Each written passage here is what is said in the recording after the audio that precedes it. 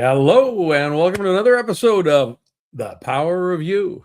Indeed, it is. It is. It's Thursday. We're here, and it is Power of You. It is Power of You.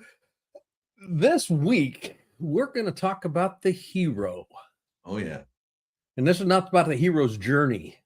No. We're not going to talk about that circle, the Star Wars circle, and the Lord of the Rings circle, and no. No, we're going to talk about the mythology that the hero or that the leader needs to be the hero. That's right. We're gonna talk about the hero. We're gonna talk about that. Just get on your Duke. Just tighten it up. All right. Okay, are we looking to be ready to go here? Let's see. I'm going to add that to the stage. I'm going to tuck it. I could do my best William Shatner, my Captain Kirk. Yeah, do that one. Do that one. Won't go quite that far. Bones. Here we go. Power of You. He's dead, Jim. Power of You. He's dead, Jim. What do you mean dead? He's dead, Jim. Yes.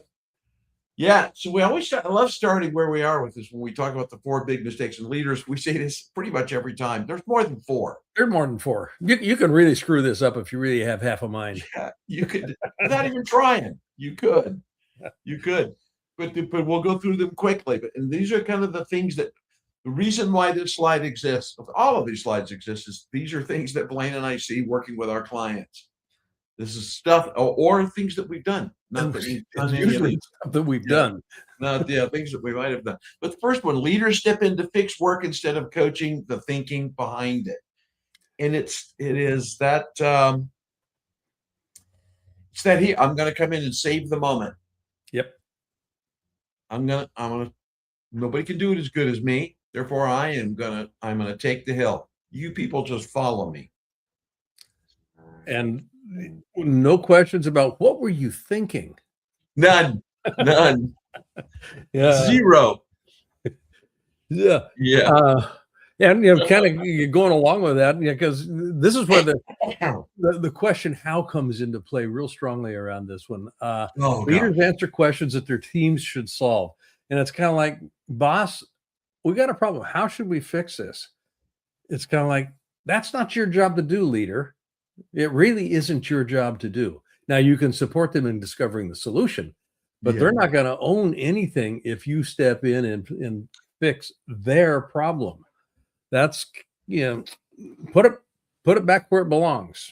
Kind of what this is about. I love that, especially when the question starts with how, and you just jump in with the answer. Here you go. I know. Yeah. Welcome to married life. Yeah. And then some. Yeah. And then leaders override decisions late in the process.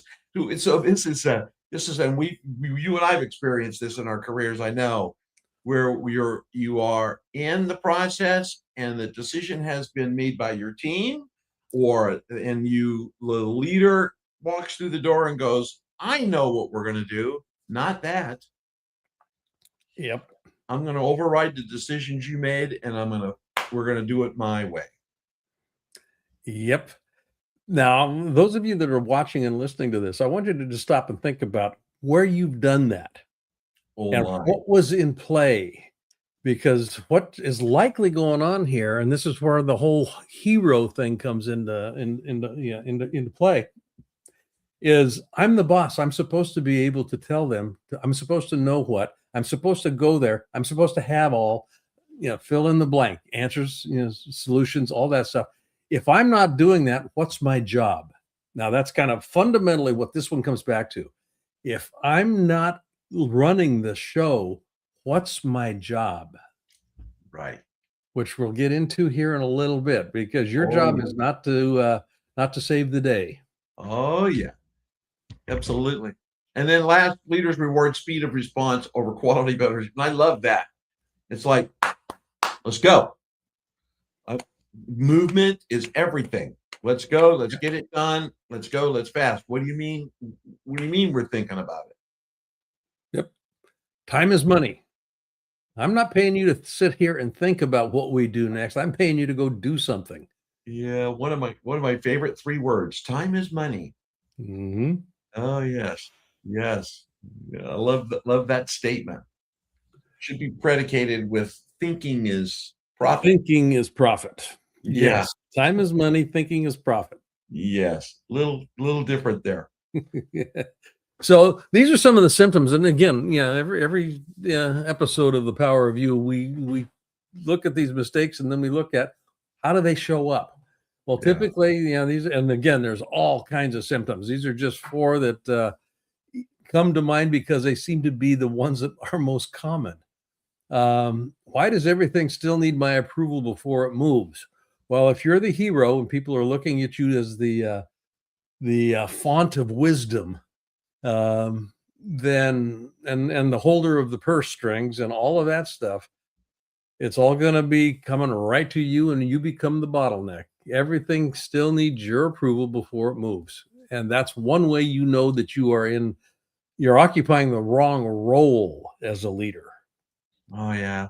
Just these make me smile. Just like, oh yeah. And then number two, why do we keep redoing work that should have been done right the first time? Which is that it's kind of an oxymoron. That would probably be a good word for it. It's kind of you're stepping in as that leader, and it's like, why am I redoing work that should have been done right the first time? Done right is your definition of the lead as the leader, Mm-hmm. and you're redoing it, and you're redoing the work because they aren't going to do it your way. Yeah. They're going to do it their way. They're going to do it their way. And you know in your bones that they missed something. At least that's the story you tell yourself. Yeah, because it wasn't me.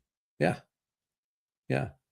Yeah. What do you mean you didn't do that? Well, we didn't do it because it wasn't needing to be done. But we always do that. Right. Right. Yeah.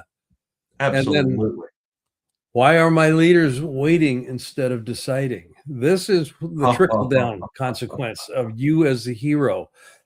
It tracks back to number one. Yeah, I mean, there's a full circle that kind of comes into play here. Why are the managers in my organization, why are the supposed leaders waiting around instead of actually deciding and making decisions and kicking things into gear? Right. That's the question that comes into your mind. Yeah. Which hooks right into number four. Why does every problem eventually land back on my desk? And the general answer to that question is pretty straightforward. It's because you told them that's where you want them to put it. Yeah. You didn't explicitly say that. But every time you say today, you implicitly say, bring everything to me.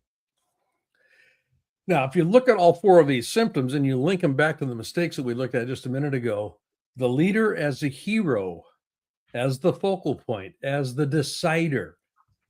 I mean, George Bush, I'm the decider. I am the decider. Okay. Nuclear. Nuclear. Yes. Nuclear. Yeah, exactly. I am the decider. You slow things down immensely. So let's take a look at some stuff here. The function of leadership is to produce more leaders, not more followers. So Ralph Nader, some of you may not be familiar with who Ralph was, but I think he's dead now. I think so too. He's got to be, but it's fun to dig him up.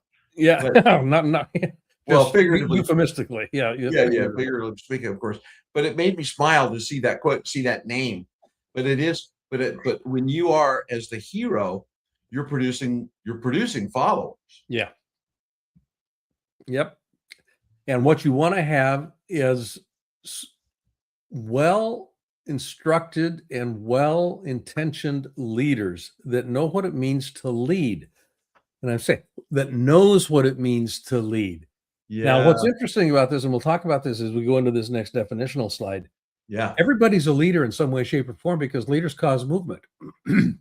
And the challenge here isn't so much convincing somebody that they're a leader, because by definition they are. But the question really becomes, are they the kind of leader that's getting the kind of motion that's necessary to get the result that you say you want? So if you're a highly effective leader, you're working to develop that in your people, regardless of their title, regardless of their position. If you're the hero, this doesn't even cross your mind. You're more interested in having the followers do what they need to be doing because this is what you told them to do, and that's the direction you told them to, to kind of go in. Yeah. Yeah. So, I love that, Blaine, because what you just said was really important. We don't lose track of it. Everyone's a leader, yep. even those who don't want to be. Yeah. I had those. We both had been in organizations and had team members who said, don't give me people. I just want to be a solo contributor. Do Yep. not give me people." Awesome. You're still a leader. You're still a leader. What do you mean I'm still a leader? Well, you're still causing movement in this system. You're still and let's take a look at that, because this is what this is about. Yeah. Leadership is the activity of influencing others in order to co-create coordinated movement in pursuit of a worthy ideal. Now, that's the definition that we work with. Leaders cause movement. That's what they do. Everybody causes movement in some way, shape, or form in the organization. The hero leader, based on the way that they position themselves in the organization, they actually cause movement in a very interesting way. That movement is basically wait and see. Wait for the boss to give me a direction. Wait for the boss to tell us where to go. Wait for the boss to give us the resource access that we need to have to do what we've been asked to do. All of that sort of stuff. So the action that people are engaged in, the movement that they're engaged in, basically is wait and see. And that's because the hero is, looking for ways to motivate, not necessarily inspire. Yet another power view out there on motivation and inspiration. But no, that's very important, because that wait and see moment is it's that moment of, we're gonna, if we don't have clarity, and we don't have confidence, and we don't have trust, I'm gonna wait and see. Because if I move forward and do it, I don't know what's going to happen to me. Yep. So I'm gonna look busy. Yeah. And busy is not the same as moving in the direction that you need to go to get the result that you say you want. No, that's one of the favorite things. I don't understand what's going on in my everybody's busy. Well, that doesn't mean that things are working. Busy doing busy stuff. Busy doing busy stuff. Now, I want to parse this definition. Influencing. This is state of being. Yeah. It's how you show up before you ever open your mouth. People begin to move relative to what they perceive you're willing to accept from them. Willing to, they look at you and they go, okay, he or she's in a good mood today, so this is how I'm going to engage. He or she's in a bad mood, I'm going to hold back. He or she. This is the trap of a hero leader, because everything becomes personified around them. Right. And most hero leaders are not particularly aware of the influence that they have in the organization in the negative. Their egoic self is, I've got this thing handled. They just follow me because I can take up a whole lot of space. I'll take a whole lot of air out of the room when I walk in. And that's kind of what goes on here. And people contract, they move, into play safe rather than come out. All of that stuff comes into play here, which literally makes it impossible for you to co-create an outcome, because what you have now is compliance, not commitment. What you have is wait and see rather than go and do. And the coordinated movement piece, ideally, leaders will be moving us into territory we've never been before. And if we go into territory we've never been before, we don't know how to navigate it. This is where the coordinated movement comes into play. How do you communicate in a way when the boss is out of the room, right, that allows for movement in pursuit of what we said was important to us, and that's that worthy ideal. Yeah.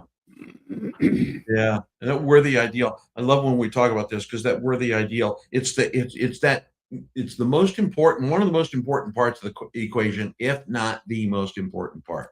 Yep.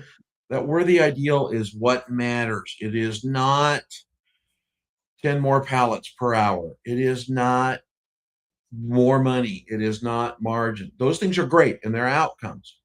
but where the ideal is, what matters. And it matters to the objective that you're moving towards, but it also matters to the person who is committed to moving that objective forward. It is that personal link, what inspires them, not motivates, inspires them to move towards that objective, gets them out of bed in the morning and makes them feel good when they get home at night and their spouse says, well, how was your day? My day was awesome.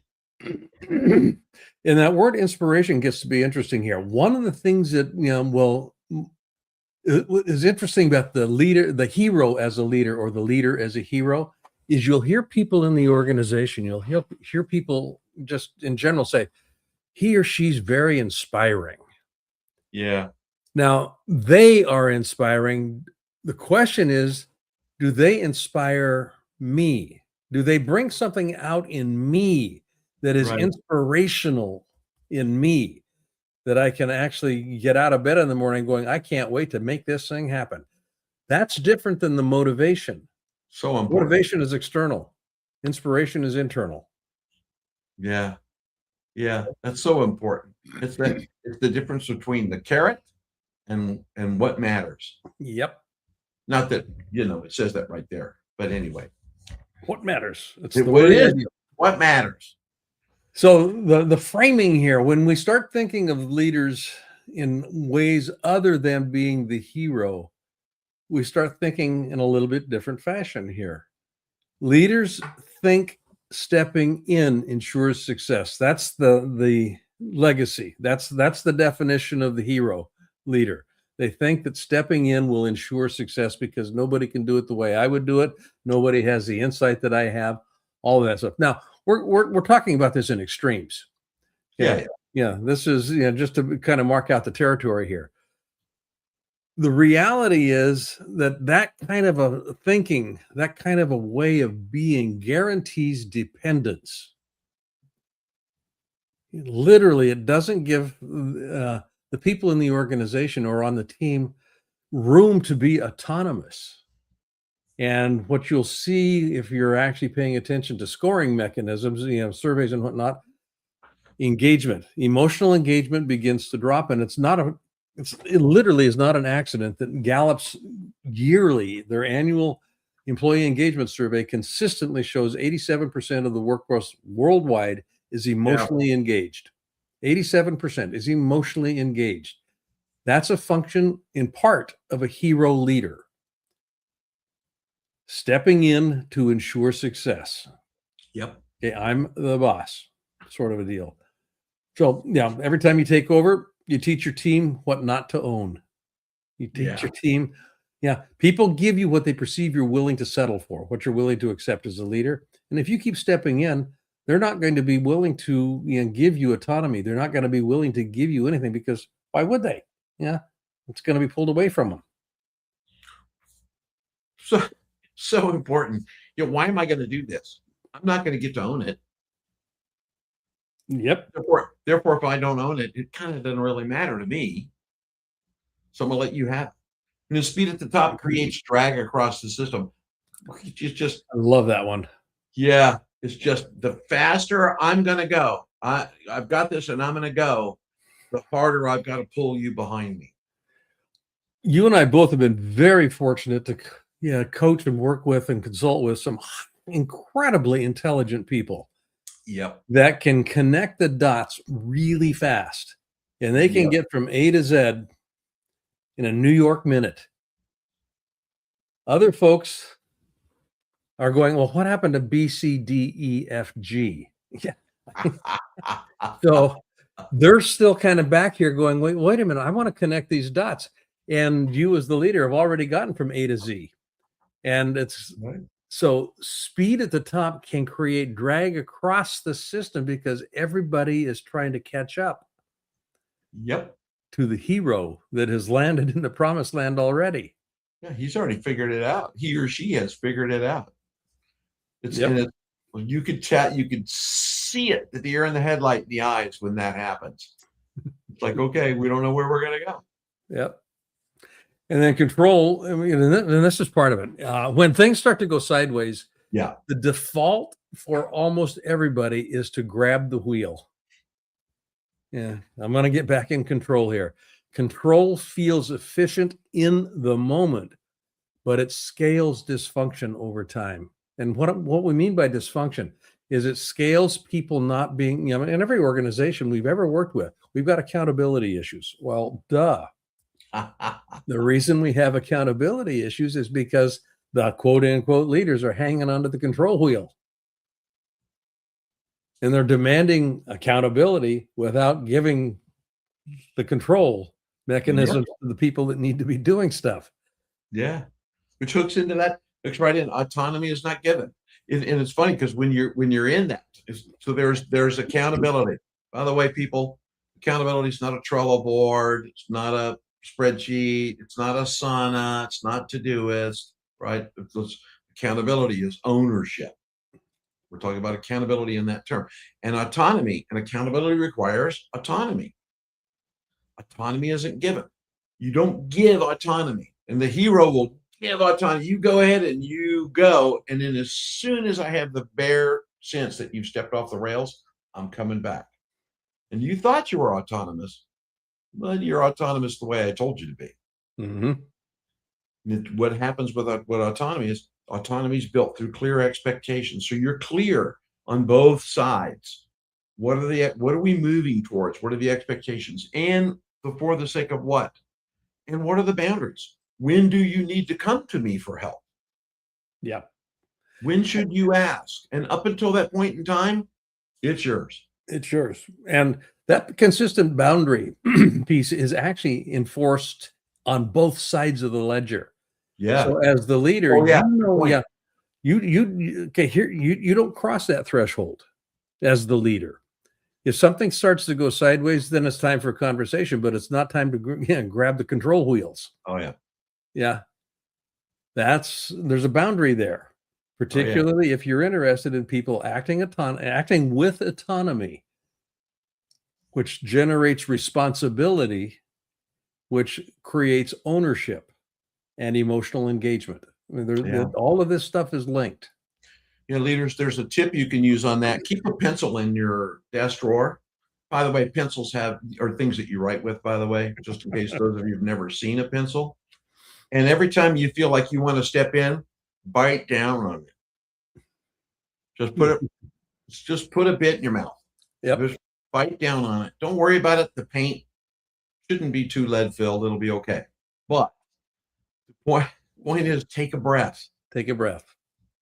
Take a breath. Take that pause. Viktor Frankl, take that pause. Take the pause. Yeah. If it comes back to me, I haven't built ownership. So this is how you examine your mindset, because mindset is everything here.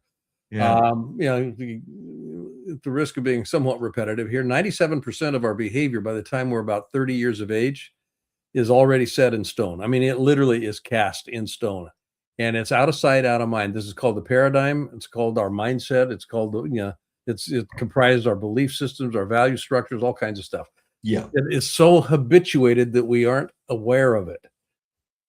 So this is what we're inviting you to do here, is beginning to look at how can I become more aware of my mindset? Because mindset will generate behavior. Yep. Period. The end. So if it comes back to me, I haven't built ownership. If somebody's coming back to me and going, boss, we've got a problem, how are we going to handle this? If they're asking you how we're going to handle this, that's a pretty strong cue that they don't really own it. Yeah. Or didn't understand it to start with. Exactly. Yeah. Which ties into from, and we've talked a little bit about this already, Blaine, but I love that the statement is my job. For your mindset and remind yourself of this in that moment of pause, when you take that breath. My job is not to solve, is to ensure it gets solved without me. Now, granted, there are moments where you're going to get in and you're going to help solve stuff, because there may be expertise or knowledge that you have that candidly the team didn't have, or you made an assumption. But remember that the foundation behind it is your job is not to solve. It's to ensure it gets solved without me. Mm-hmm.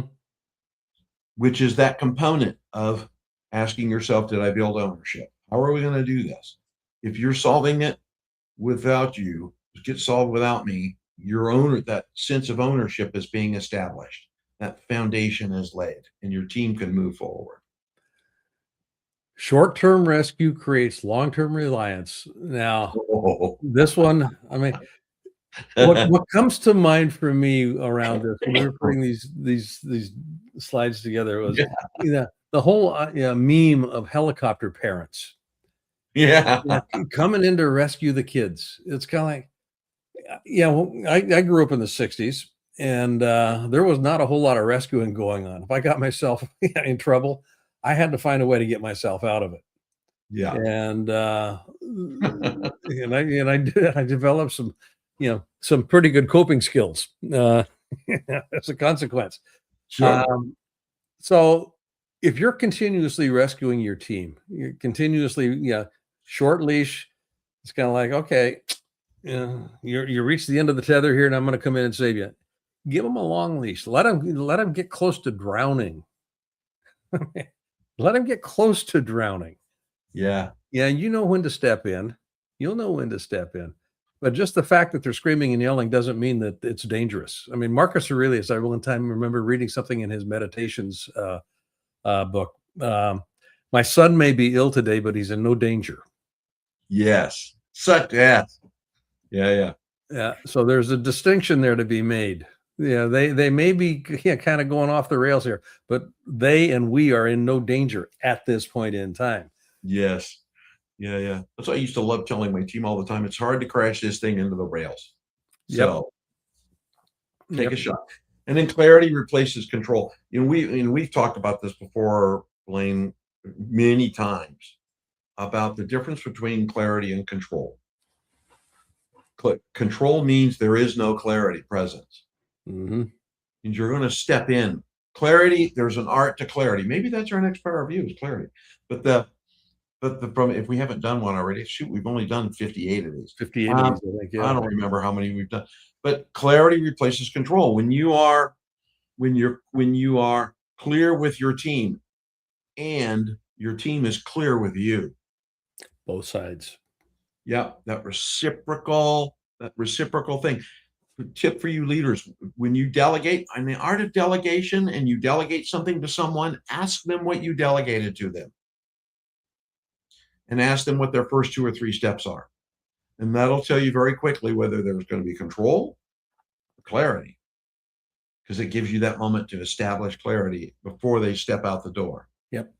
And end up calling you and saying, yeah, but then you're in a new zone. And you want to be, again, leaders cause movement. Look at the quality of the movement that you're generating. Yeah. So here's some ways that you can begin thinking about how your behavior can mitigate some of this stuff. Yeah, if you want to stop being or reduce the amount of time that you're being the hero in the situation, replace answers with questions.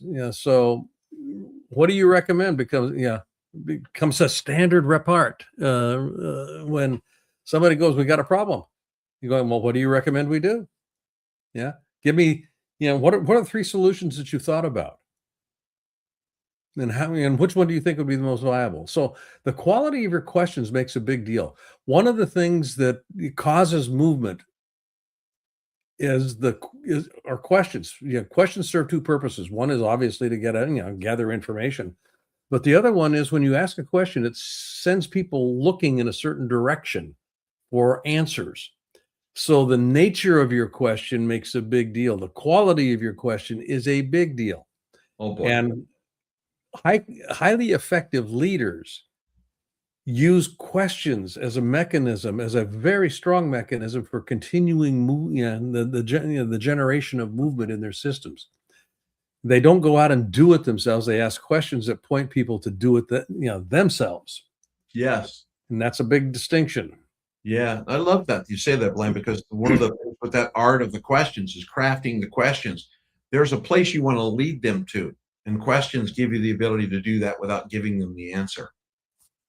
Spot on. That's a great way to put that. Yeah. Yeah, you can take them through it. And then define ownership weekly. Who owns what without escalation. So one of the things that's important with your teams is reinforce ownership. That doesn't mean you pick the phone up and you call the project manager and go, "Hey, how's it going this week?" because instantly something flips in their brain and they're thinking, is there something wrong? Is there a reason why you're gone? Most will think that way. But define ownership weekly when you're reviewing objectives or goals or worthy ideals with your team. Remind them that you trust them. Authentically remind them that you trust them. Yeah. And define that ownership. And define the ownership not by asking them how they're doing, but ask them the reciprocal question of, is there anything I can do to help you with the project? Is there anything I can do that may help you to move forward with a challenge? Is there anything you need? Yep. Serve backwards. So you become a resource to them. You become a resource, or a way that they can access resources, because you have you occupy a different strata in the organization, so you'll have access to different information and possibly even different resources than they might have access to. Right. So you see yourself as kind of running interference in one sense. Yeah. Or flying air cover would be another metaphor. Yeah. Good air cover. Yeah. One of the reasons this gets interesting here, set a decision threshold. What requires your involvement versus what doesn't. Part of the reason that leaders will begin to move into being the hero, wanting to be in charge, grabbing the controls, and it has to do with this word called delegation. Oh yeah. And particularly with younger leaders moving into positions, what do I delegate? And part of the fear comes into play here about, well, what if, because I'm going to be reporting to somebody else. So what if this gets screwed up and now my boss is coming down on me? Yeah. If you've got a way to understand the class of decisions that are going to be likely made, and think of a tree as an example here. You've got a trunk of the tree. Okay. Any decisions that are made that are going to be impacting the trunk of the tree, you had better damn well be involved with it. Okay. If you've got a branch coming off, you may not have to have so much oversight, but you want to have clear lines of communication going on between you and your manager that is responsible for that branch. Then you've got the limbs that come off of that branch. That you don't need to be involved with. You really don't. You don't need to have oversight on it, because if it goes sideways, it's going to affect the branch, but it's not going to damage the trunk. So there's diminishing levels of risk that come into play here when you begin to compartmentalize and define your decision tree in a very specific way here. What needs my involvement? Okay, literally, it's about what's at risk. And what's at risk? Yeah. This is where the political piece comes into play here.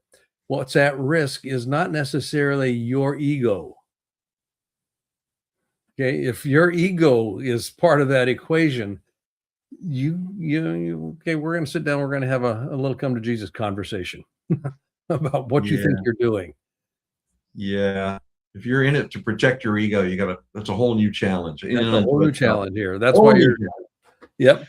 And I love that to run it, and I'll go quickly on this, but leaders, there's a habit you should have. As you look back on your week, run a weekly rework review and think back to yourself, where did I step in where I actually didn't really need to step in? And you'll know if you're noticing what you're noticing. When you step in, you'll note that you didn't really need to be there.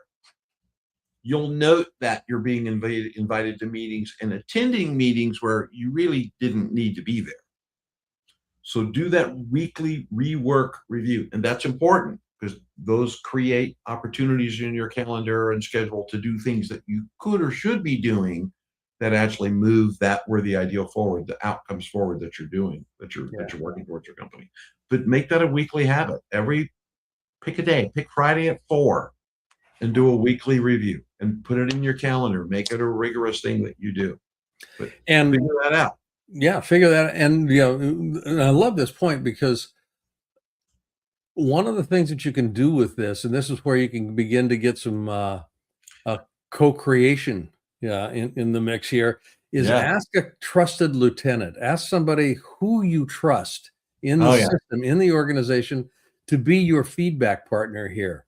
So let them know that if you're going to be doing your review at 4 o'clock on Friday, let them know that you're going to be asking them at 3 o'clock on Friday, did you notice any place that I stepped in it this week that I shouldn't have?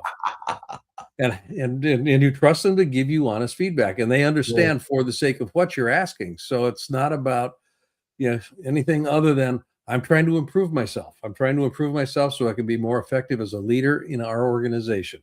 So you frame it in a way that gets you positioned as seeking honest feedback in service of improving how you're leading. Oh yeah. I smile when you say that. I had to chuckle for a moment. My consigliere in that was my executive assistant. Mm-hmm.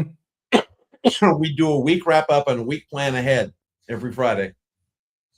And one of the things that she would share with me are the moments in my calendar when I really didn't need to be a part of it. Yep. I love that. Was kind of there just as a lump, or interceding where I shouldn't intercede. Yeah. And you got to have a really good relationship with your EA to do that. We did, but anyway. That's good, and that's exactly that point. So thank you for bringing that in. Yeah, I just talked to her this morning, and she's no longer my EA. All right, and then last, hold leaders accountable, and we talked about that accountability. Hold them in systems of accountability for outcomes, but an accountability is, again, not a Trello board, not a spreadsheet, not a timeline, not a project stuff, not a Asana. Accountability is a mutual agreement to and with each other to move confidently together towards a mutual outcome.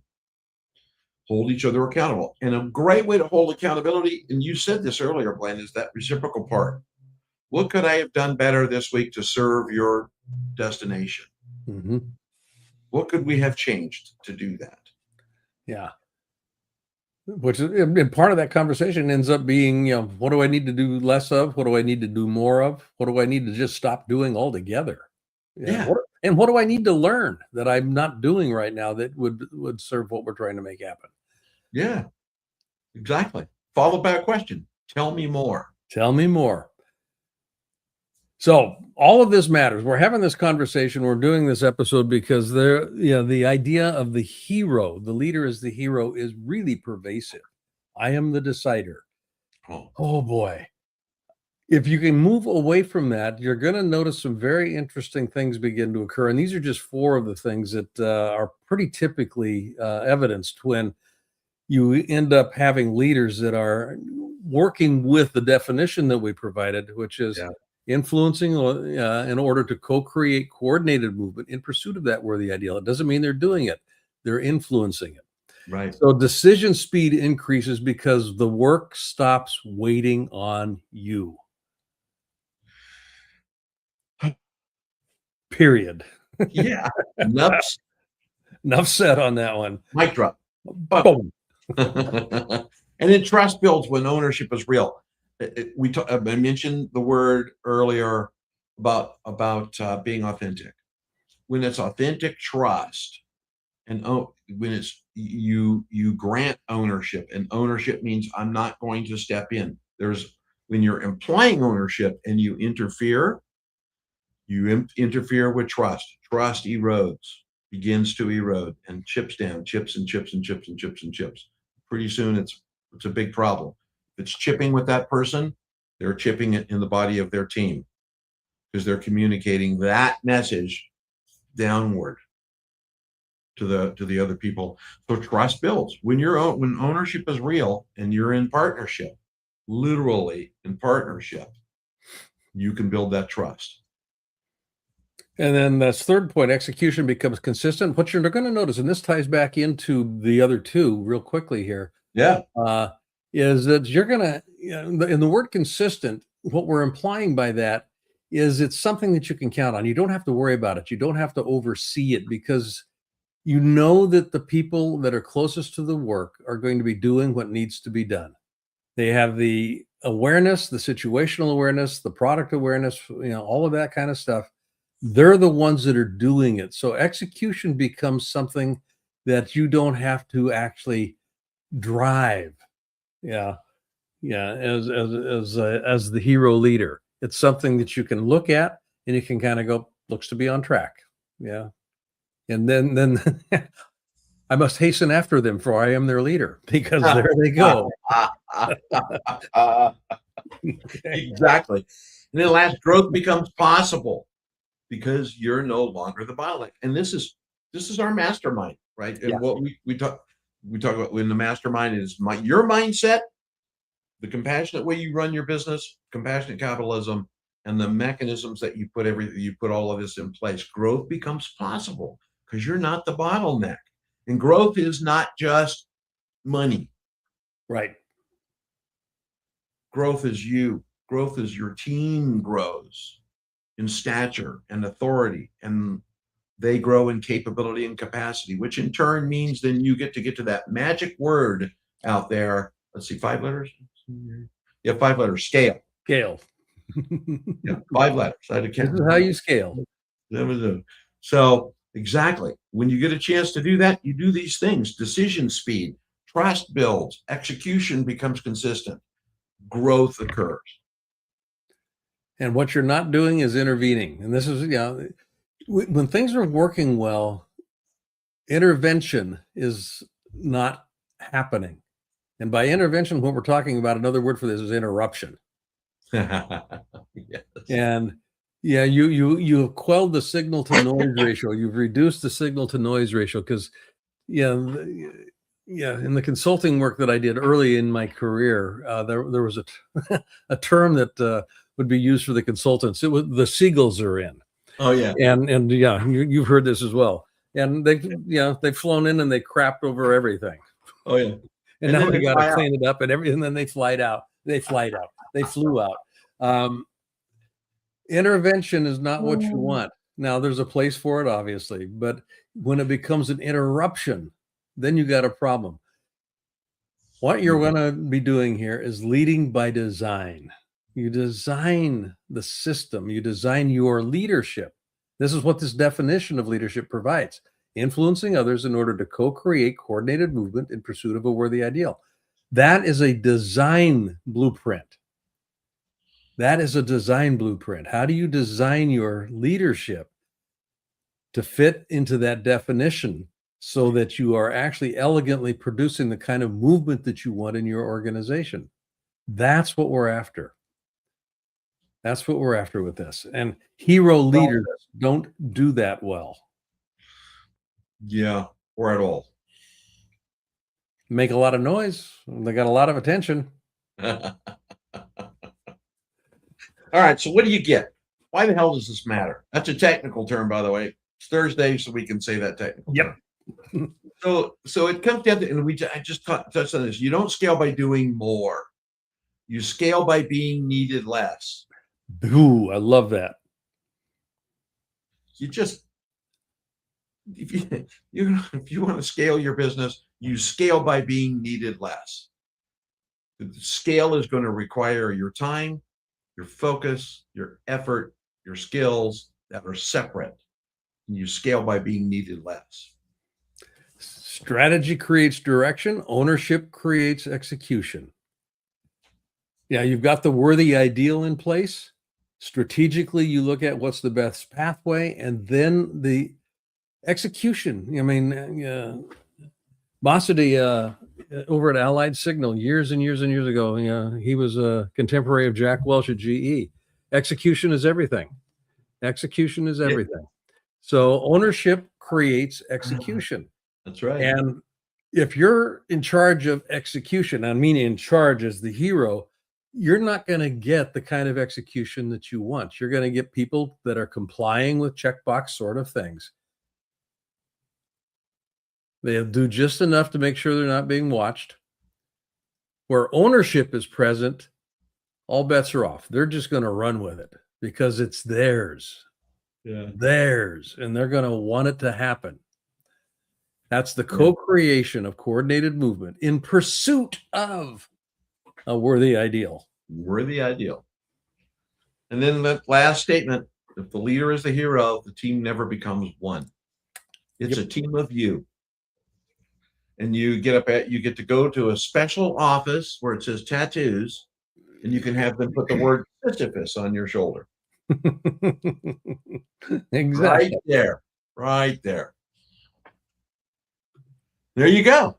So, end of the day, here's what you can think about. Where am I stepping in? Where am I stepping in? Where am I stepping? What am I stepping in? What am I stepping in? Where am I stepping in because it's faster, even though it's costing me scale? The illusion of faster will get you in trouble here. You're going to go slower to go faster, because what you're looking at here is how can we scale this more effectively over time? So it's a question of getting everybody on the same page, going the same direction, singing the same song. Hard to do. That's what you're after here. Can be done. Ease and elegance, baby. Yep. And then what decisions am I holding that my team should own? And this is you guys could read this sentence. Quick exercise. Take a legal pad, not a 8.5 by 11, because you're going to need a legal pad. Write down all the decisions you make on a weekly basis and review those decisions and ask yourself, are these decisions I'm holding instead of the ones that I should move to my team? And if they are ones you should move to your team, put a little arrow next to it, and you're still doing it, move it.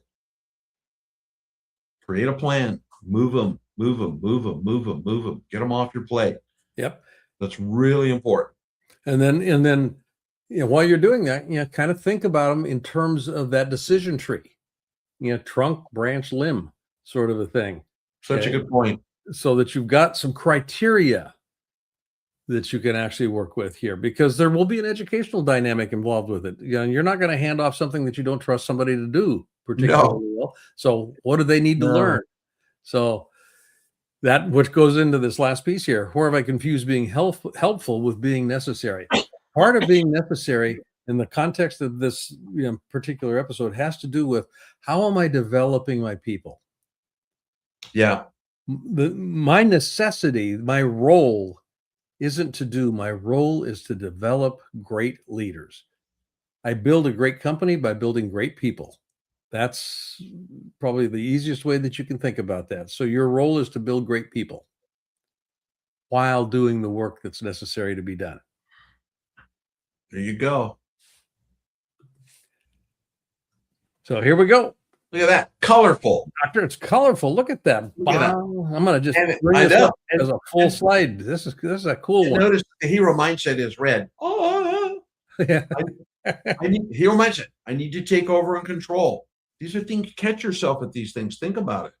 Only I can get this done right. Boy, recently heard that in a couple of meetings. My team brings me problems to solve. I'm the fix when things break down. Compared to that right, these correlate. I need to take over and control. I need to build ownership and trust. They line up. Only I can get this done. My team can solve this without me. My team brings me solutions to validate. I'm the coach when things get tough. And that's that question-based scenario. And you move yourself. I love that statement at the bottom. Move yourself from fixer in chief to the builder of capability. Is it going to be perfect? Not a chance. Nope. Is it going to be workable? That's what you want to target. That's what you're looking for. Yeah. So screenshot that and grab that, print it, put it in your book, paste it on your wall, send Blaine and I a note. We'll send it to you. We'll send it to you. But if you want to go faster and if you want to scale, escaping that hero mindset is critical. And we know it's not easy to do. It takes practice and time. That's what we want to do here, is just bring it home. And it's home. It's home. So Doland mentioned, and I'm glad you did, sir, to send us a note if you've got questions about this stuff. You can reach us at different places. Doland at dolandwhite.com. And he and I both are very willing to answer emails in terms of, just ping us and we'll circle back and give you either a slot that you can schedule some time with us, or if it's a simple question in an email, we'll answer it in the email. But Doland at dolandwhite.com, and Blaine. Oh, go ahead. Yeah. Or Blaine Or at Blaine. avatar-resources.com. There you go. There you go. Yeah. We are the Power of You duo. Duo. The That power would of be us. us. The power of us. The power of Oh, us. I've yeah. actually got, where is it? There it is. There it is. There's the I knew There I had it somewhere here. So that's how you can get a hold of us. Feel free to ping us. We are very, very serious about being available. That's what this is for.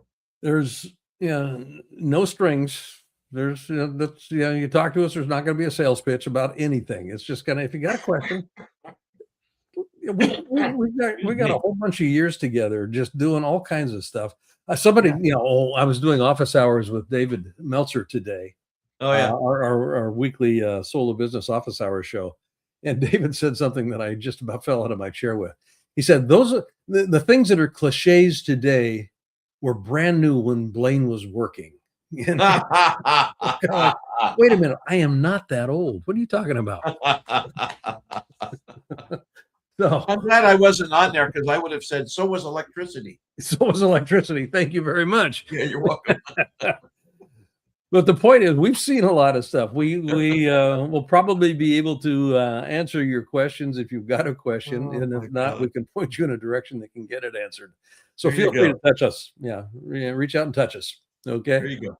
All right. Power of You, the leader is a hero. That's what we've been talking about today. Thanks for listening, folks, and we will see you next week at roughly this same time on Thursday for the Power of You. See you later.